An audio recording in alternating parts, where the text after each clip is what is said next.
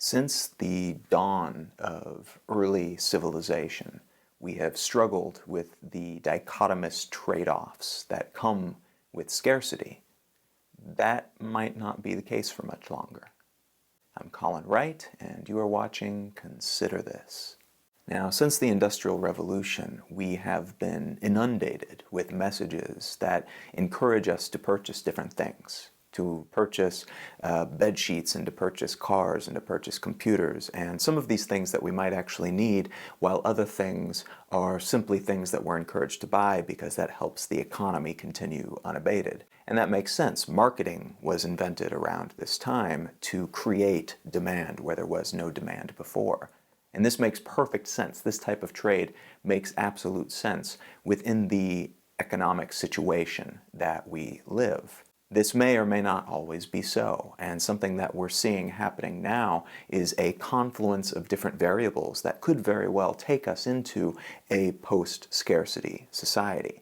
Now, what that means is that we would be in a situation where no longer is our entire civilization, our entire society and our interactions predicated on the idea that there is a finite amount of resources. If you look at every exchange and everything that we do with our time, more or less everything leads back to that concept, that we have a finite number of resources and we're going to try to aggregate as many of those as possible. Now, one result of this situation that we live within, this scarcity-based situation, is that we very often have to choose between the concepts of disposable and the concepts of forever, or at least long-lasting. And this applies to a lot of different things, but in particular I want to talk about in terms of the products that we buy, or the services that we buy, if you want to look at it that way as well.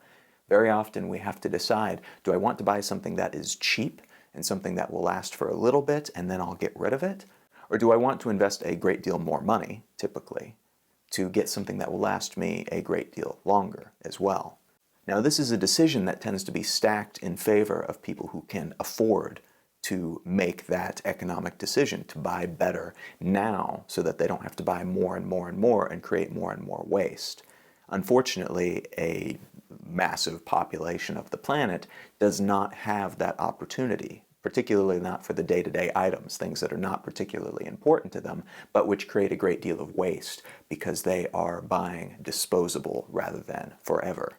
Fortunately, there's a movement happening right now that is taking a lot of what we've learned during the last century in particular and applying it to a lot of the older trades, the artisanal handcrafted trades of yesteryear. A lot of these trades like blacksmithing and leatherworking are coming back into vogue, and that same ideology of creating a good, long-lasting, handmade or handmade feel type of product is something that people are actually willing to spend money on.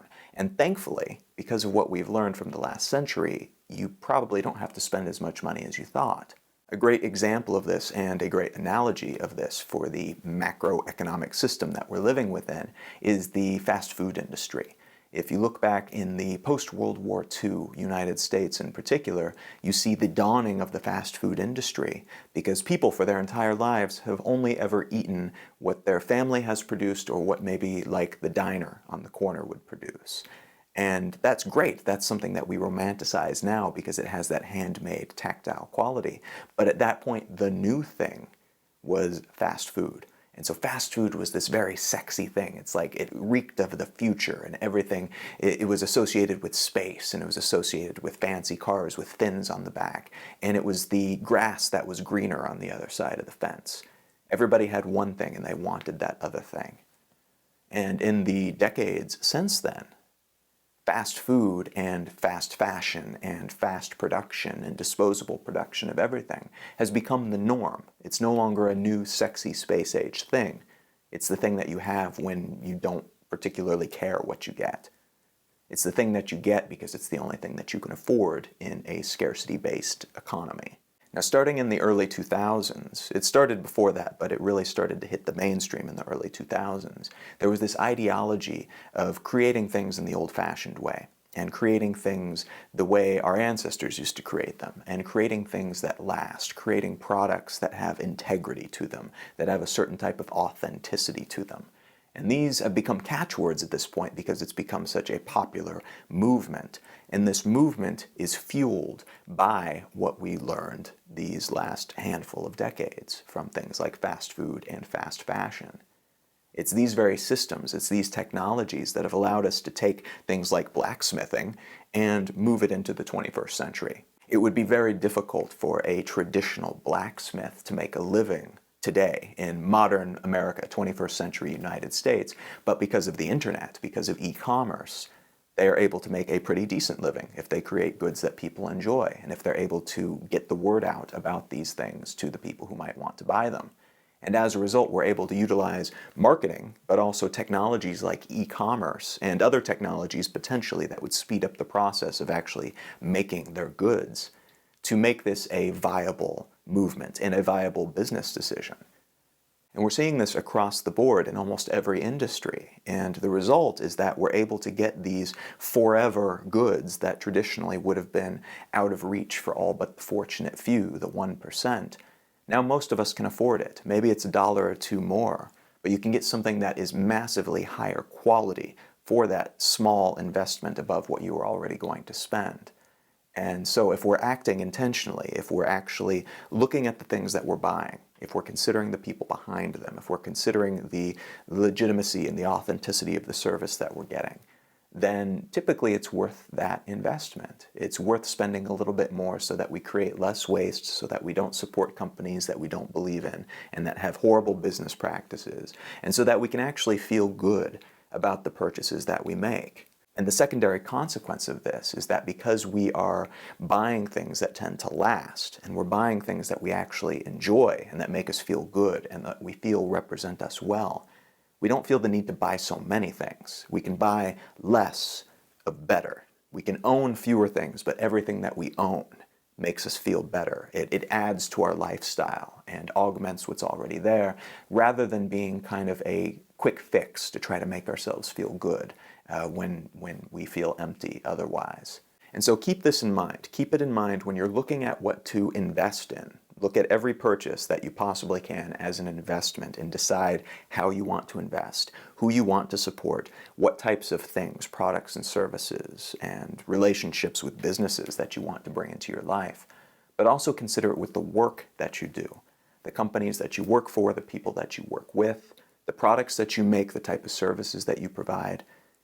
If you are a net gain for the world, then you can feel good about the work that you're doing. But if you're producing something that's actually holding it back or dragging it back, consider what you might do to change that dynamic, to either go work for another company or to start creating something that you can actually feel good about.